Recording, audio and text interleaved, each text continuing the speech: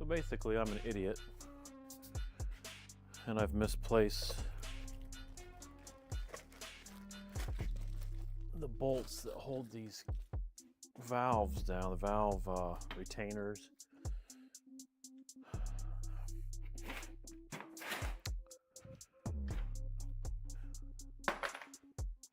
And I'm probably gonna have to tear my shop upside down and find them, because I have to have them. Just can't believe I've misplaced them. I had everything right here.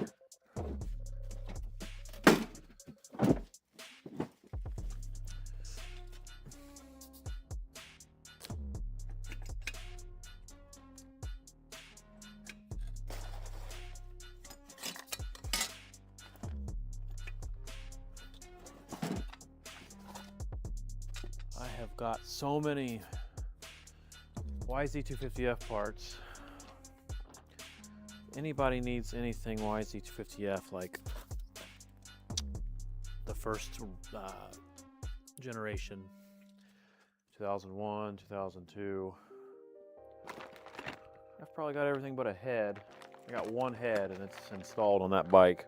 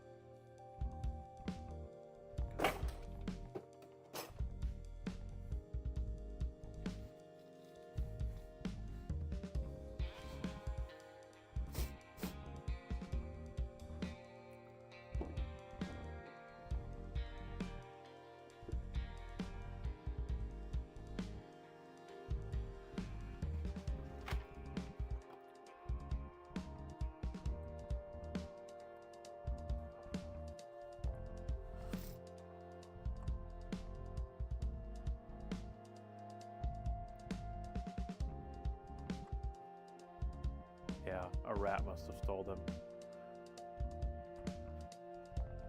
How's my camera look? Does it look good? I've upgraded.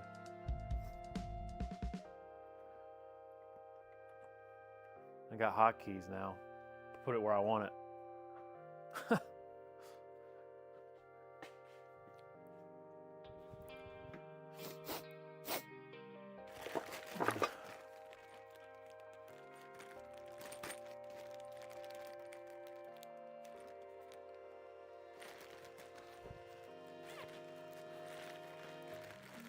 I don't think this is them. This bag's not labeled.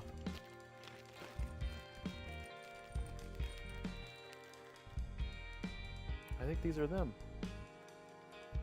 Let me dump these out and look at them.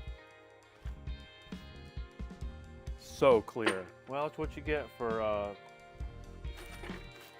$200 camera.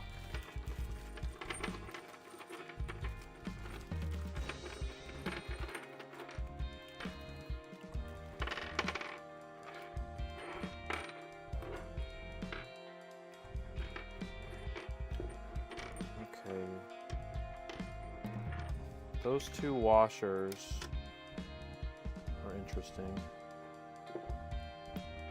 because those would be the two washers for the cylinder bolts I put in. Those two bolts could be for the cam chain tensioner, potentially. If that's the case, these are from the head. I don't know what this is. This looks like it's, oh, it's broken carbon fiber. I think these are the bolts. 1, 2, 3, 4, 5, 6, 7, 8, 9. There's 10 of them? I don't know about that.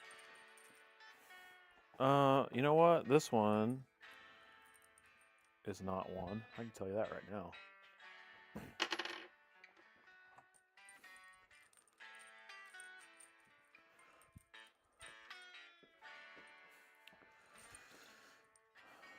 they all the same size?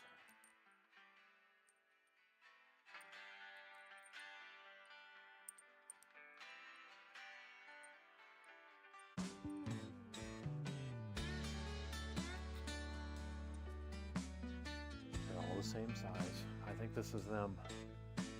The rat brought them back. The rat was like, I hate YZ250Fs. You can have them back.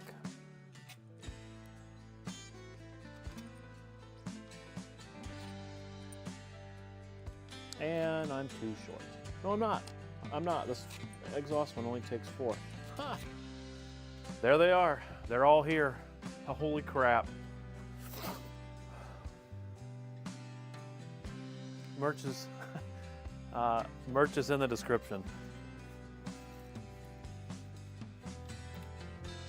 And the beauty of it, the beauty of the merch, if you're tall like me,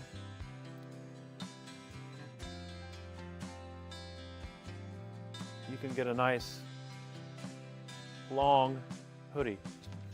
XLT, this is a 2XLT, and it's way too big. But they're long, covers your ass crack. Just get an LT or a XLT.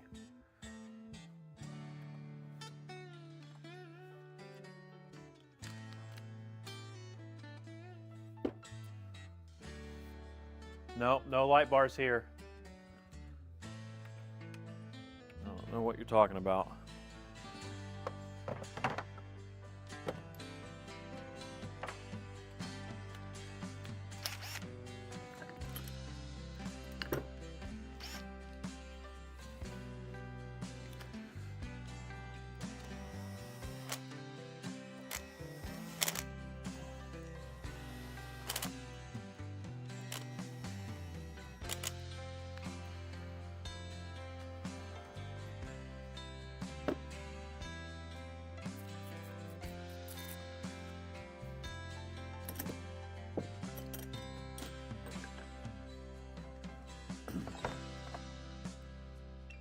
You were right about OBS. It cuts out at an hour. I've already been cut off once. So evidently, if it's a free version, it gives up after 60 minutes or shortly after 60 minutes.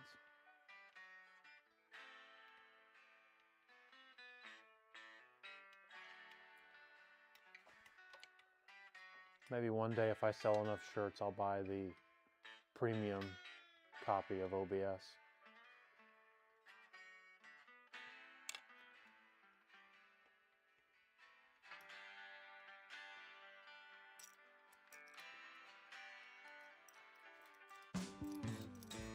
Maybe I'll put a big 55-inch TV in my barn so I can look up from a distance and read comments if there are any. That's a long one, and I definitely can't see it. If I had binoculars, I could read that, but I can't read it yet. I'm just gonna snug these down because they don't need to be torqued yet, because I have to get the feeler gauges and take all the measurements of the shims and do the equation and figure out what the gaps are, figure out what shims need to be put in.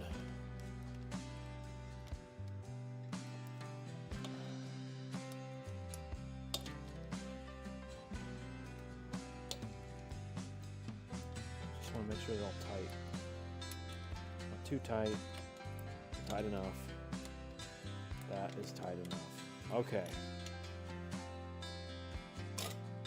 Oh, you idiot.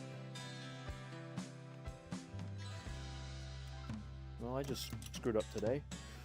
My first screw up of the day. I really thought that'd spin over with the tensioner on it, but it did not.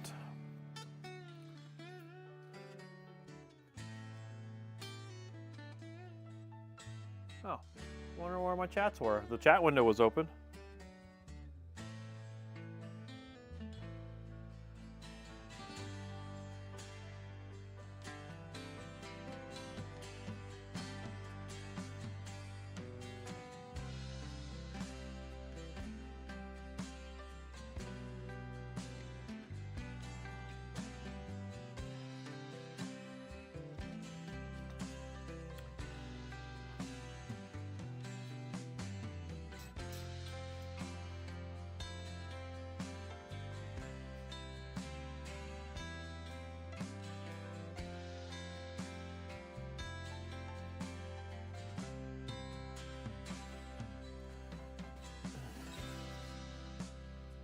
course.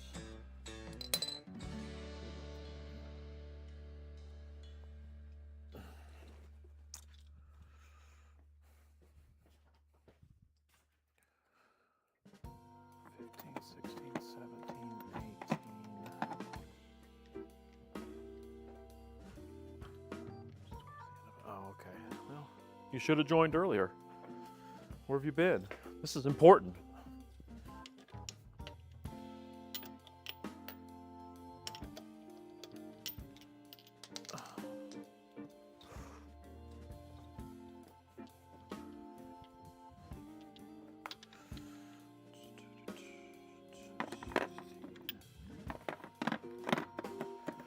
So evidently it's a 19. Turn the motor back over because I definitely just skipped time with that chain because I'm an idiot.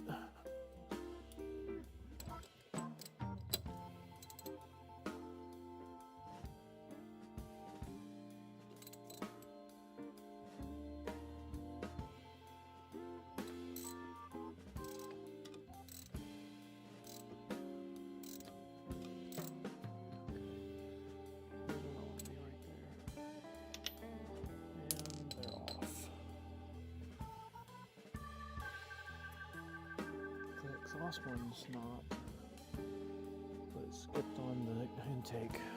Dang.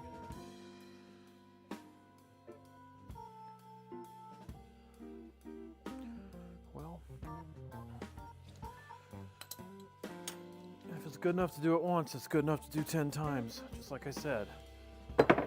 Here starts the on again, off again, on again, off again, off again, on again, off again, and then thinking I'm done, and then it has to come off again. This time is my fault though. I'll live with it.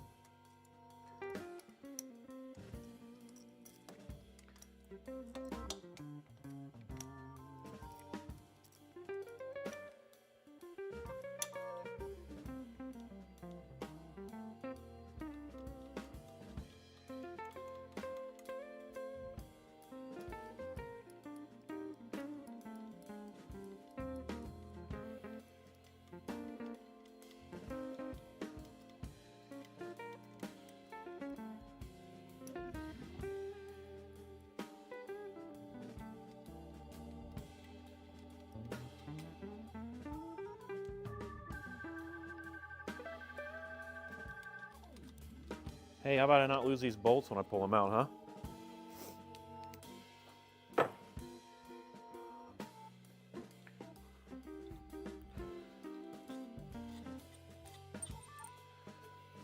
Once you take it off, don't lose the keeper. It's still in there, right here. Don't lose that, that's very important. If you do, it's magnetic. It's not magnetic, it's steel or whatever it's made out of. It is magnetic with a magnet. Just stick your magnet down there and pull it out. Don't worry about it.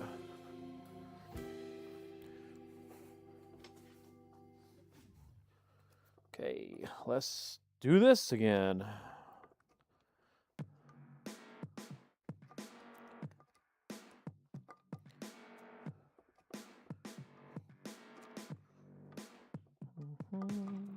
Spin, baby, spin. I think it needs to go one more click. One more click. Oh, now I have all this free play in the chain? Great. That's great. There's a number of links that's supposed to be between the top. I'm supposed to be able to count free links. I don't know, or I don't know what it's supposed to be. I'm not gonna look it up. I'm just doing this as I go. That looks perfect. Absolutely perfect. The dots are all lined up. Cam lobes are facing out, away from each other.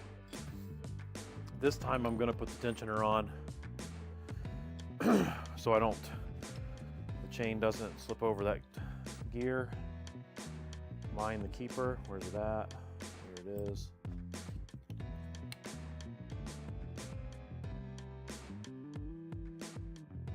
Keeper is on.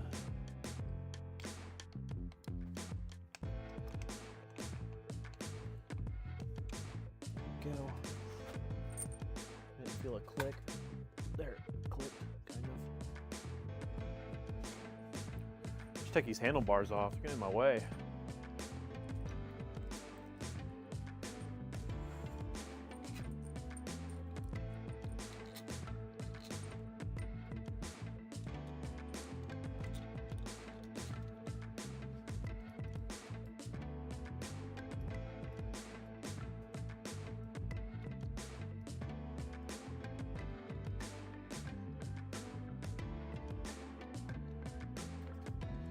I kept that. Carbon fiber, but it's broken. I'm not gonna fix it. It's a chain. I think it's a chain guide. Looks like a chain guide of some kind. Or it's a.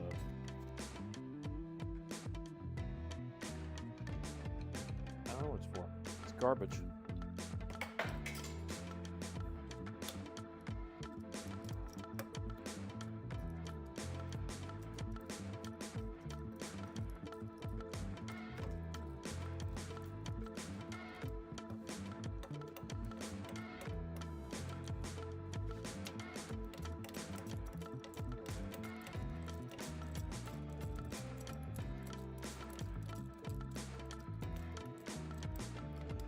If you're watching this outside of the actual live, subscribe to me, please.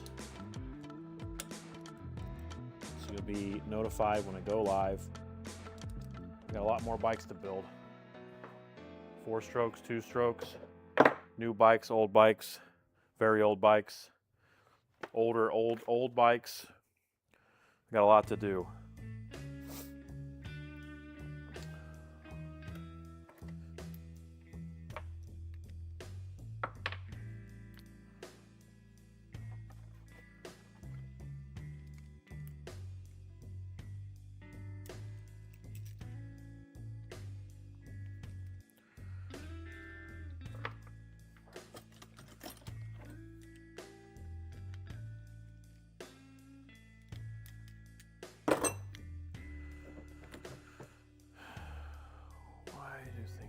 Difficult.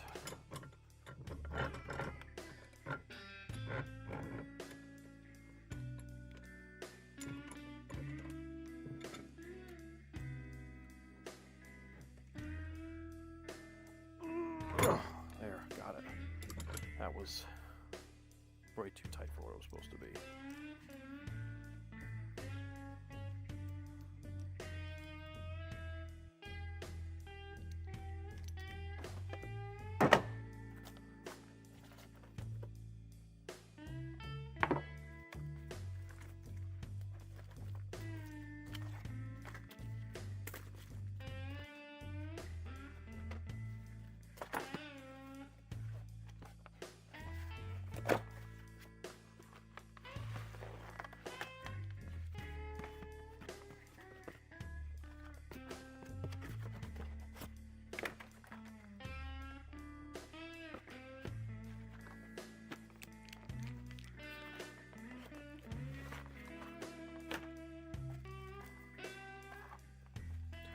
Looking for the gasket.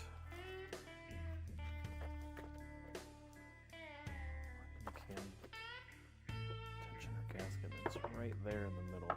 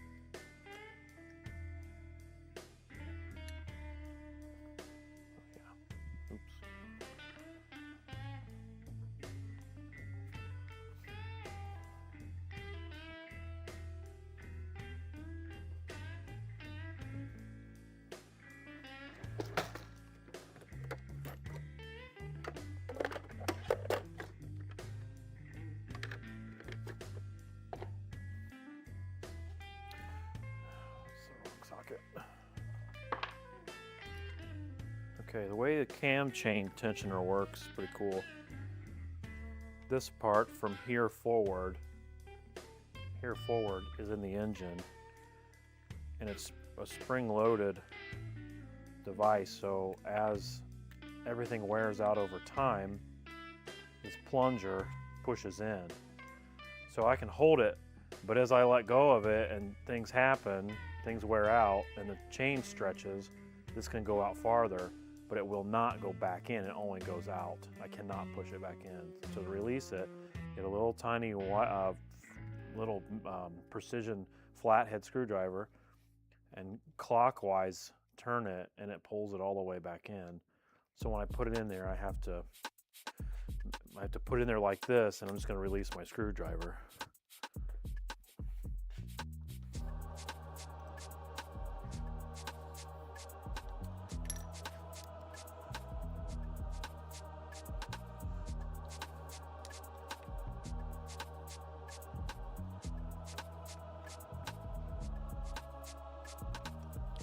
I'm going to start these bolts just to make sure everything lines up and is in place. I'm not going to tighten them, I'm just going to get it so where the gasket's lined up, the tensioner's here. See, it's loose, it's in there, but it's loose. I can counterclockwise this and push it the rest of the way in. Hold it, tighten my bolts here.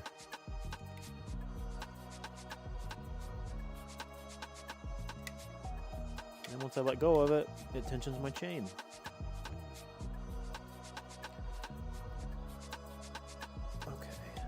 I'm going to do it one more time just for fun.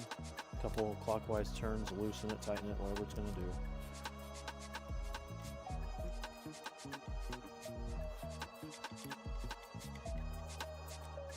And one more time. Okay, now when I kick it over, we won't skip. We're not skipping now. The only problem I have is I don't have any motor mounts on there. I need to get a motor mount.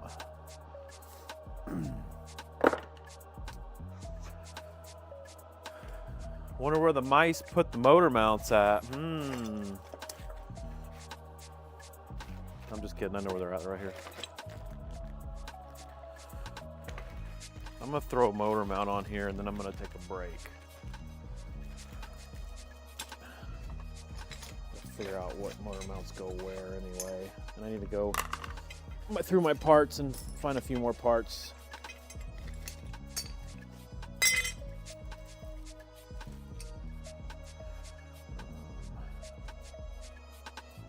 These are for the heads. These go up here and I'll hold it. I think if I just put these on, it'd be good enough.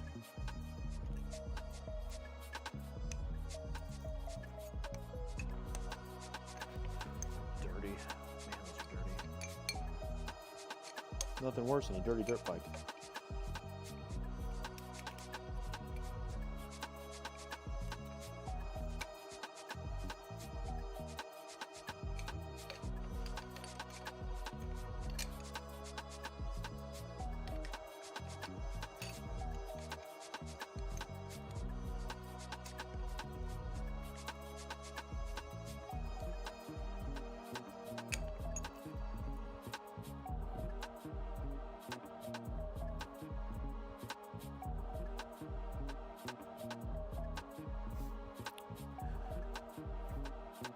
I've always been fascinated with how the cam chain tensioner works. I don't know, it's cool how it's like a one-way ticket to tightness.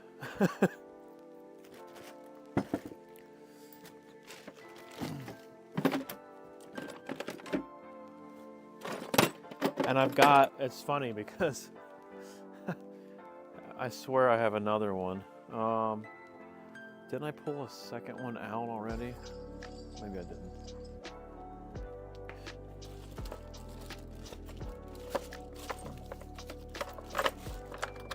I thought I did because I just found another one. So I've got 3 of them laying here.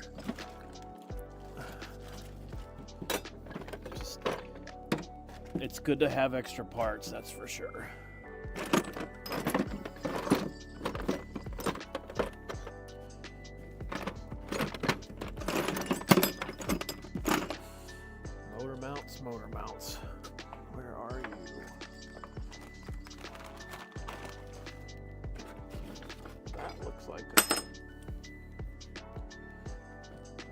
this goes. Does this go to this bike? No, this doesn't go to this bike. Doesn't look like it.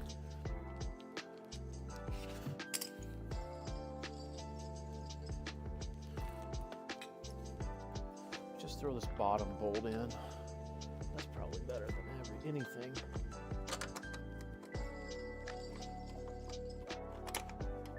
There's oil line in my way. Trying to hold this thing up with my thumb. That feels good too. There we go.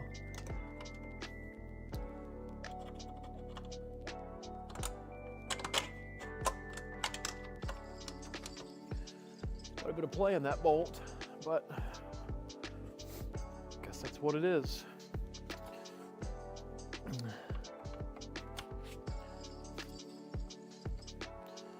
Can't see anything. Came through.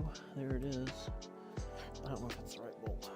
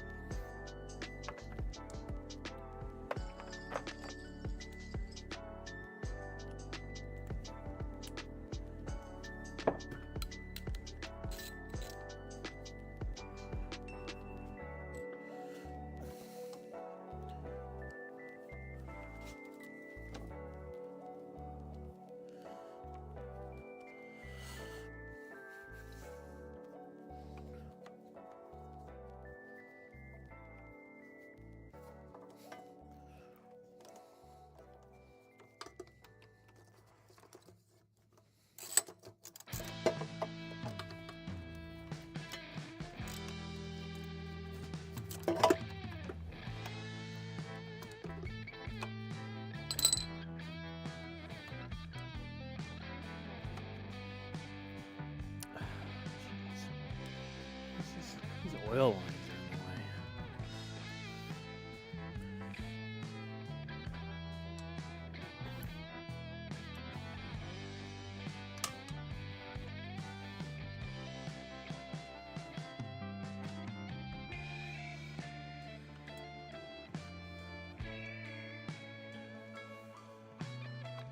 Okay, I got it on there.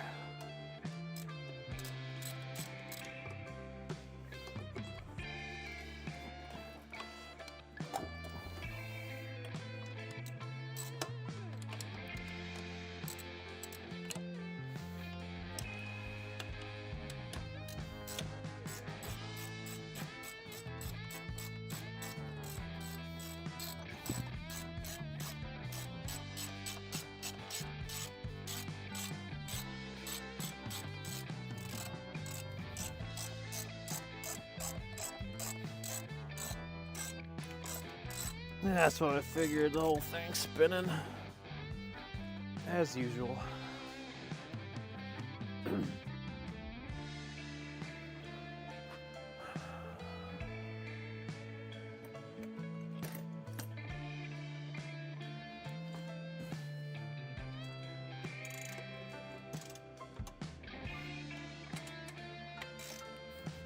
14.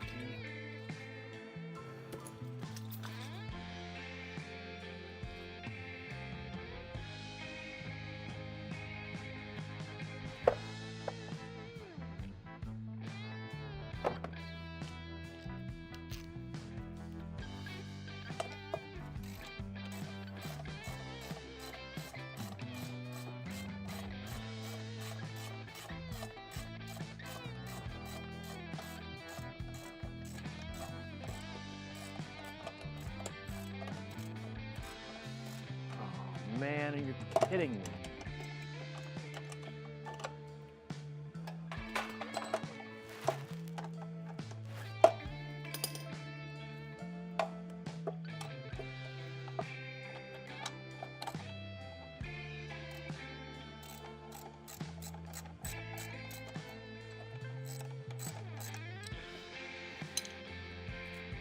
That's just gotta be good enough for now.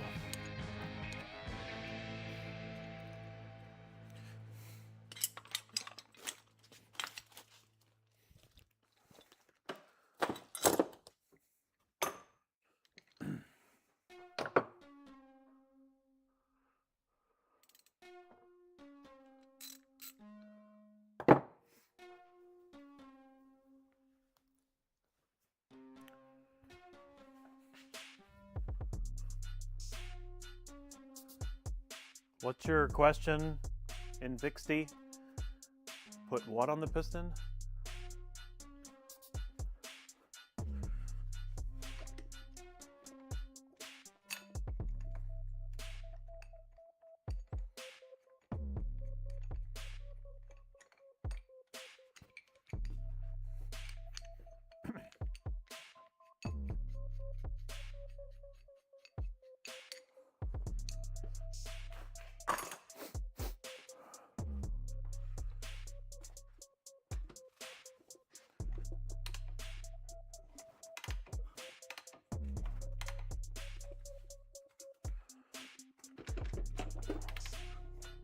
Still a little loose, but at least it's not bouncing up and down like it was.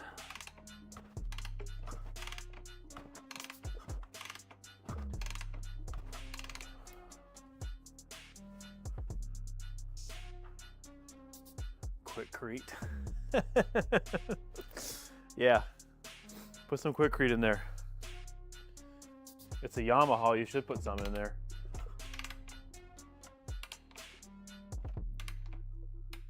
It's going to end up as concrete one day anyway, probably sooner than later.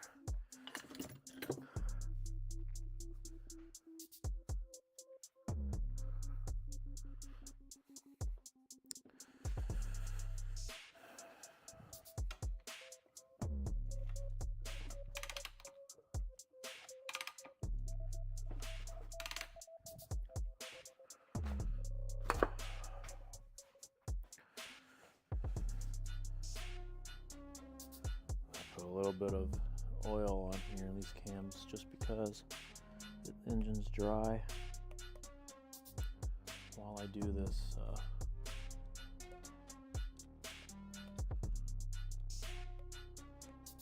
shimming and all that mess.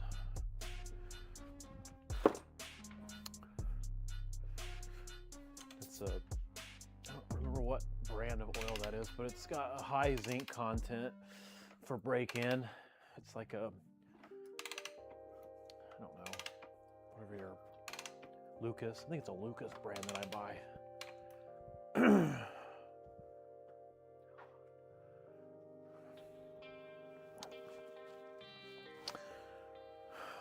It takes me longer to rebuild than most people. If it's a 4-stroke, it takes me months, it seems like. With my schedule, it takes me months. A normal person, it has everything available to them, who does it every day or more than me. Maybe a long day, I guess, if you got really good at it.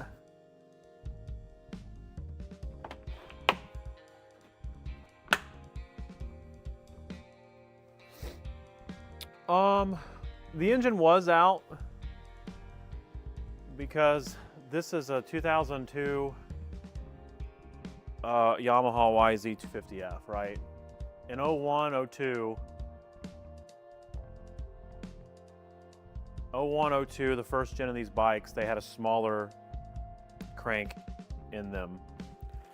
And those cranks aren't available anymore. So what I had to do, I had to take the engine out, split the cases, pull the bearings, put new crank bearings. You can still get a 2003 and newer crank for these cases. The cases are the same, crank bearings are different. This is not the right crank. Hold on. Actually, I can't show you the crank because the crank's in the bike. This is a different crank. But I'll kind of explain to you what I'm talking about. This is a 2001, 2002 Yamaha YZ250F crank. They don't make this crank anymore. Made it for the 2 years and that was it. 2003 and newer. This part of the crank is actually a little bit thicker. I think this is a 14 millimeter nut. Now they're 19 millimeters. So the whole taper of this is bigger. This is the flywheel side of the crank. So I think that the crank bearings, where the crank bearings land on these, this was smaller too. So everything's a little bit bigger from 2003 forward. Since this is an 02 motor and I couldn't get this crank, this is kind of a special situation. I took this apart and I put 2003 crank bearings in there with a 2003 crank, a 2003 flywheel, and am attempting to see if this actually works so it can be shared, and it is shared out there on forums and message boards about taking a 2003 or newer parts and throwing them in a 01, 02 cases. I haven't done it yet. This is my first one, but this has been sitting on this for a long time. As a beginner, the thing I worried about the most was, you know, the transmission, splitting of the cases. If you don't have the right tools to split the cases, you probably shouldn't split the cases. You know, they make tools like this one. This is a crank splitter. You'll mount this on your cases once they're all unbolted, and this pin basically screws in here, and then it'll push the two cases apart and let you get in there to your bearings and your transmission. Back in the day, you know, 15, 20 years ago when I started monkeying with bikes, my largest concern was that I was afraid to separate the cases because I was afraid springs and nuts and bolts and washers and gears and everything were going to fly out in my face. All you got to do now is go to motorsport.com or rockymountain.com, go to their, like, you know, put in the bike you're working on, go to their OEM section and look at the break apart pictures of their schematics, the part break, like the microfitch of the part. If you use that to your advantage in service manuals, you could probably do okay, but I would say if you're starting out, if you're serious about starting out and you really want to break something apart and not worry about, you know, the outcome of, you know, let's say you just want to test it out, see if you have an ability to do it. I would probably put money on maybe a small bike that needs to have work done to it.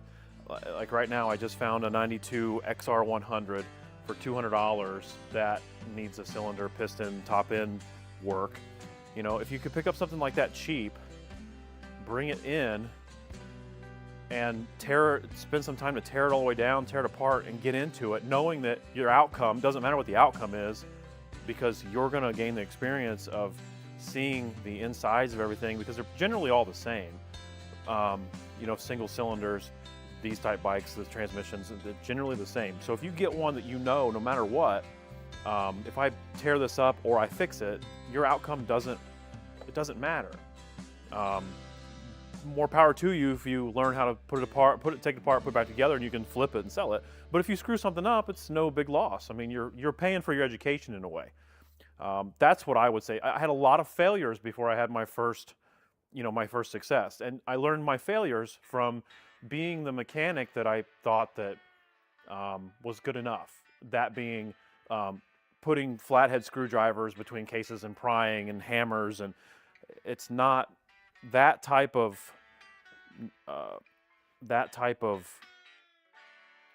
trying to get it done with what you have is not good enough.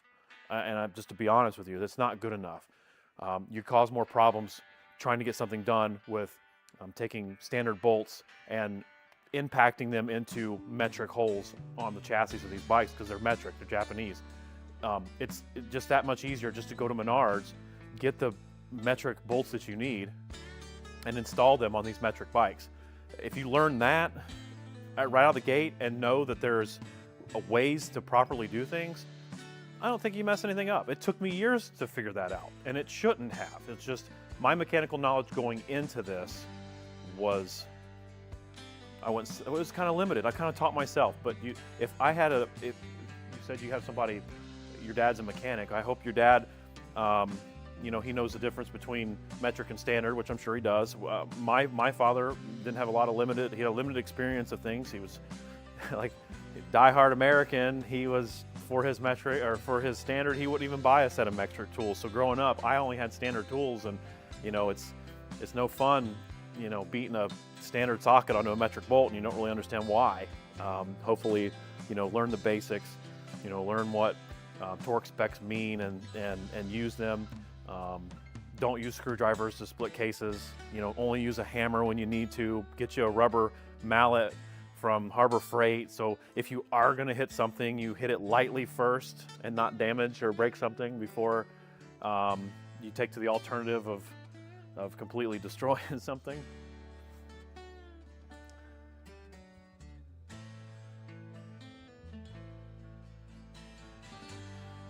Well, I don't know what the Arctic Cat, I'm not much of a four-wheeler guy, to be honest. That's the first thing I'll say.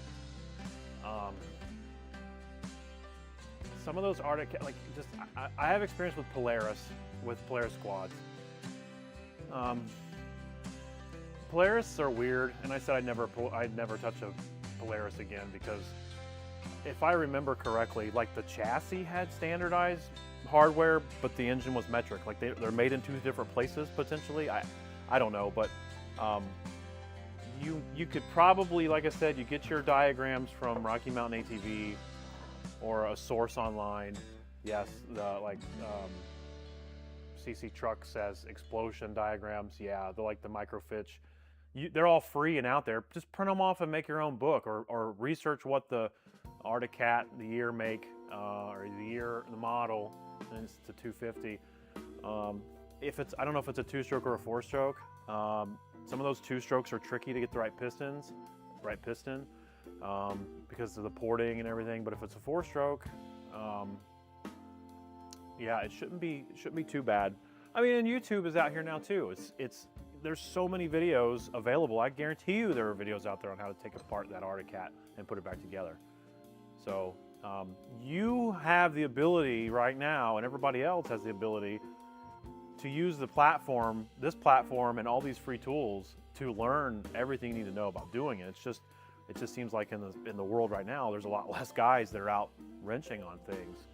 You know, I wish I had all this available back when I started, and I would have put down the screwdrivers and the hammers early and had the right case splitters, the flywheel pullers, you know, new torque specs, you know, things like that to get these done. But it's nice that you have that all available to you.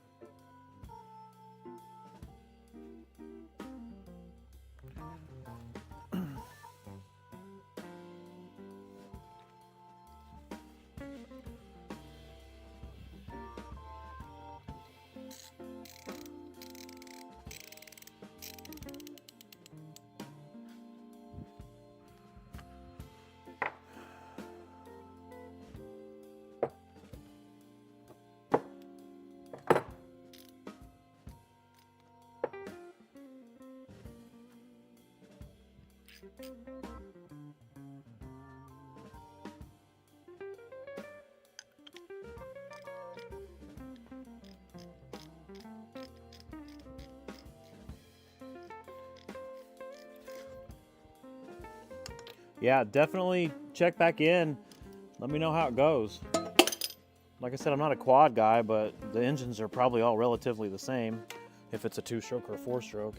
Two-stroke, it should be easy. Four-stroke, I don't know. A little bit more level of difficulty, like I'm doing right now. This one's special because it's, you know, the shims and the equation and all the everything. But, you know, like the old XRs, Honda XR models and everything, they have the little, the set screws and the, you know, the timing adjustments and everything. So a little bit more, a little bit easier than these. You got to pull them out and put little hockey puck looking shims in them, and a little bit more time consuming for sure. But anyway, back to top dead center.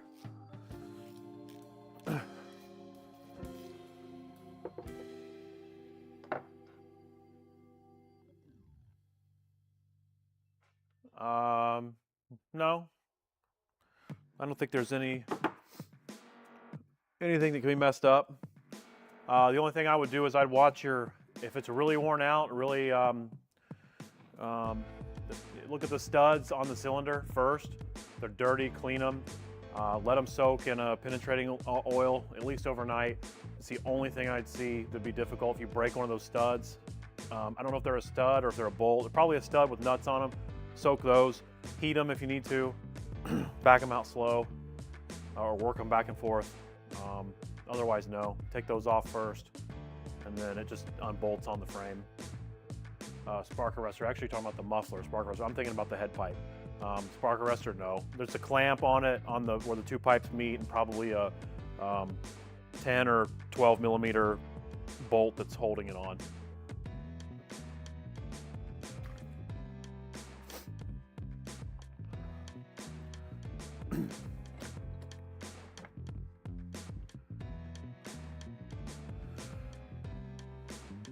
All right, guys, I gotta get going. I hope you all have a good day. I gotta take care of a few things. I'll probably be back later. If I'm not back later, I'll